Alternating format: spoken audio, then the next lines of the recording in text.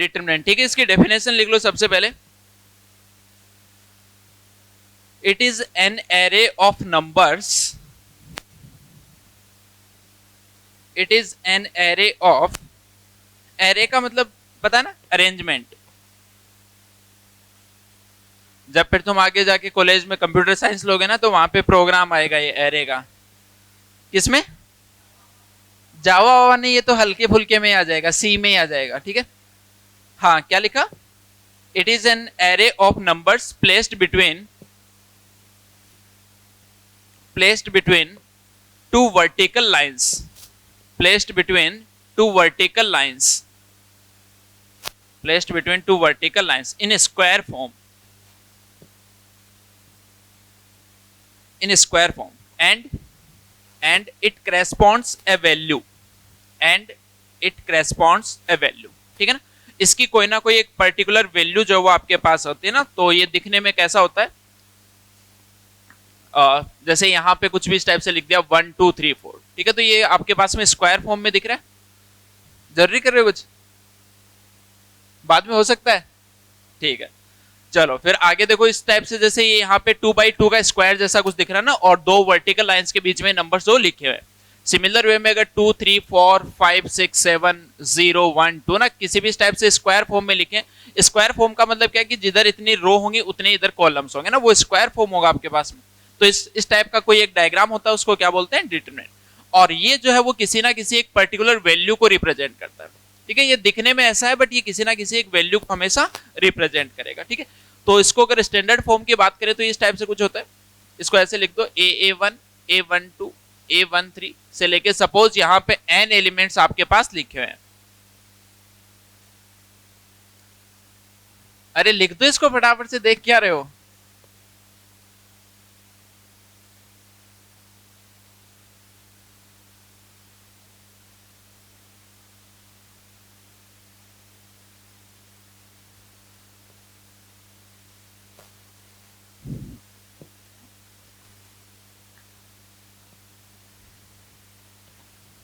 लिख दिया?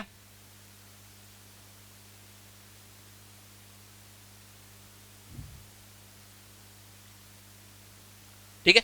अब देखो यहाँ पे जो ये हॉरिजॉन्टल लाइंस है, इनको क्या बोलते हैं? रो, ठीक है ना। ये जैसे रो जो है वो R1 बोल देते हैं इसको, ये रो आपके पास में R2 होगी, और ऐसे सिमिलर वे में ये आपके पास में कुछ nth रो है। तो जो हॉरिजॉन्टल अरेंजमेंट आपके पास में, उनको हम बोलते हैं रो। और सिमिलर वे में जो वर्टिकल अरेंजमेंट आपके पास में, उसको हम क्या बोलते हैं? कॉलम। C1 C2 C3 और ये आपके पास में Cn। तो जो एक आपके पास में डिटरमिनेंट होगा, उसके अंदर फर्स्ट चीज आपके पास में लिख लो फटाफट से, नोट डाल के कुछ एक पॉइंट्स लिख दो। नोट डाल के फर्स्ट पॉइंट लिख दो, in a determinant, in a determinant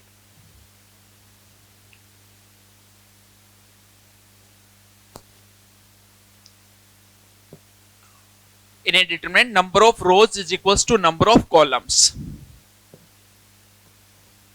number of rows is equals to number of columns, ठीक है।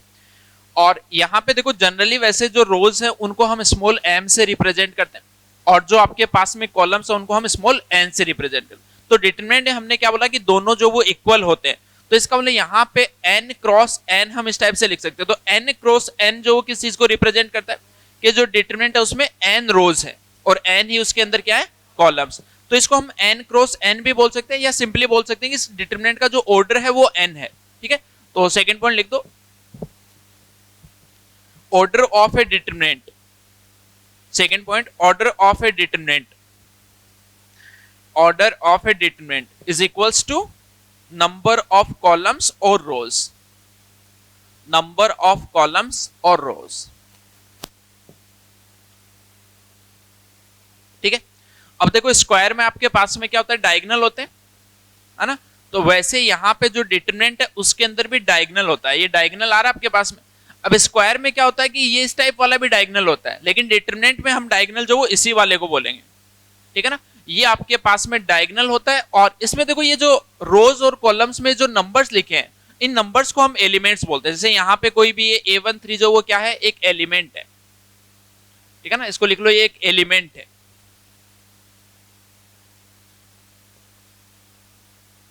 ठीक है, तो थर्ड पॉइंट लिख दो,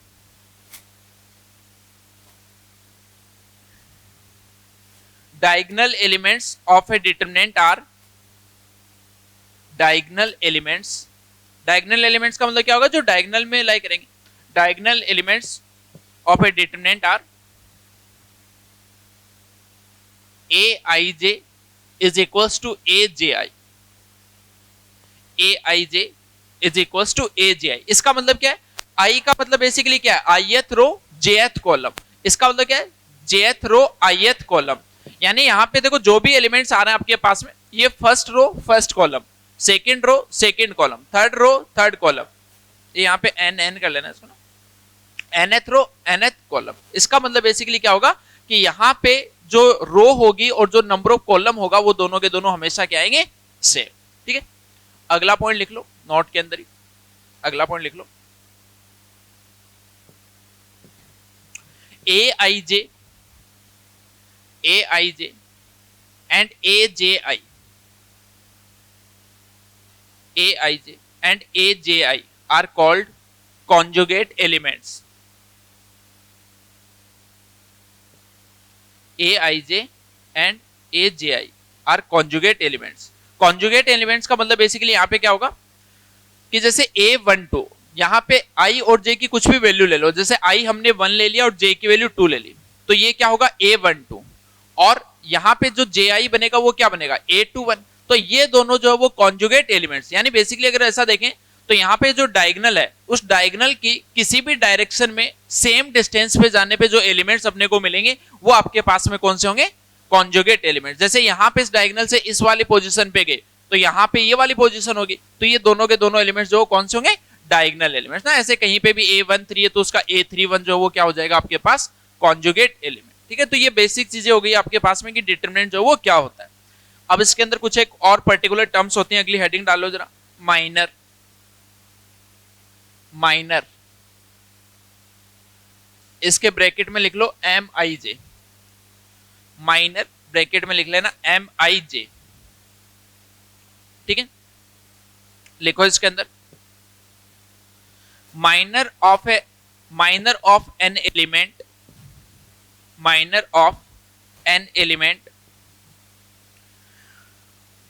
minor of an element is obtained by, minor of an element is obtained by deleting, is obtained by deleting, is obtained by deleting a particular row and column, obtained by deleting a particular row and column in which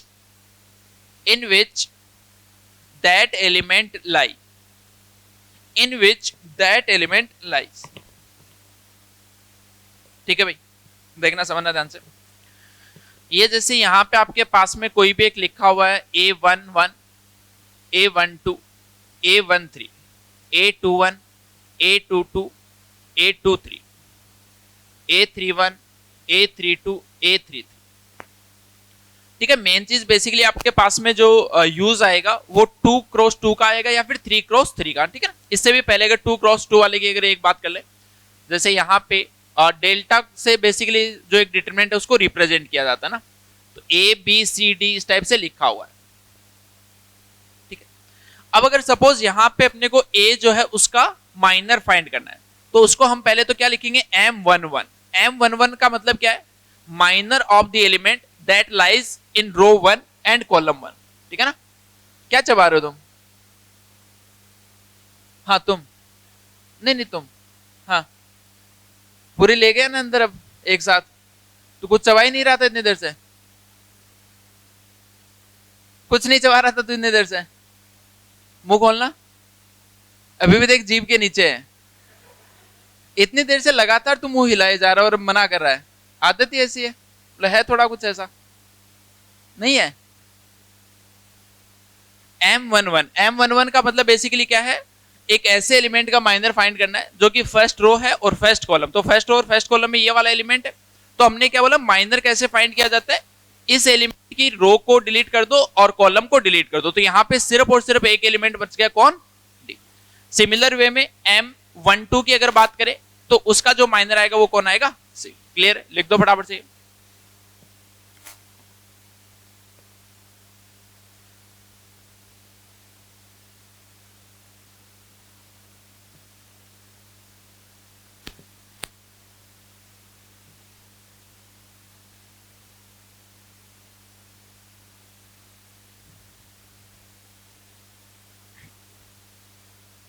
हो गया, चलो अब देखो यहां पे अगर अपने को फाइंड करना है कुछ भी, जैसे M22 फाइंड करना है ना, ये नेक्स्ट एग्जांपल ये लिख लेना 3x3 का नेक्स्ट एग्जांपल। जैसे यहां पे M22 फाइंड करना है, तो M22 का मतलब पहली चीज तो क्या है, एलिमेंट जो कि सेकंड रो और सेकंड कॉलम में लाई कर रहा है उसका माइनर। तो क्या करेंगे भाई, सेकंड रो ये वाली इसको डिलीट कर दो, इसको डिलीट कर दो, तो आपके पास में क्या बचा, A11, A13, A31 and A। कोई डाउट इसमें पूछ लेना, कोई भी डाउट हो तो। आगे M31 फाइंड करके लिख दो इसमें जल्दी से, M31 क्या होगा, M31 क्या होगा, लिख दो फटाफट से।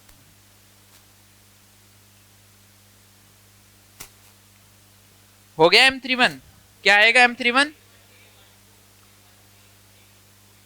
बिल्कुल। यहां तक किसी को कोई डाउट है, चलो फिर अगली हेडिंग डाल दो भाई, कोफैक्टर्स। कोफैक्टर ब्रैकेट में इसको लिख देना CIJ, कैपिटल CIJ से इसको रिप्रेजेंट किया जाता है, ठीक है।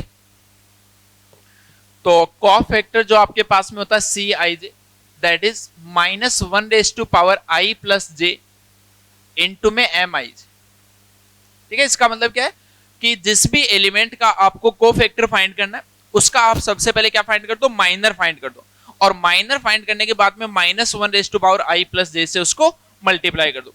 जैसे यहां पे ये सिमिलर अपने पास में जो एग्जांपल था, अगर इसमें हम बात करें C12 की, ठीक है ना, C12, इसका मतलब क्या है, फर्स्ट रो सेकंड कॉलम में जो एलिमेंट आ रहा है उसका कोफैक्टर फाइंड करना, ठीक है ना।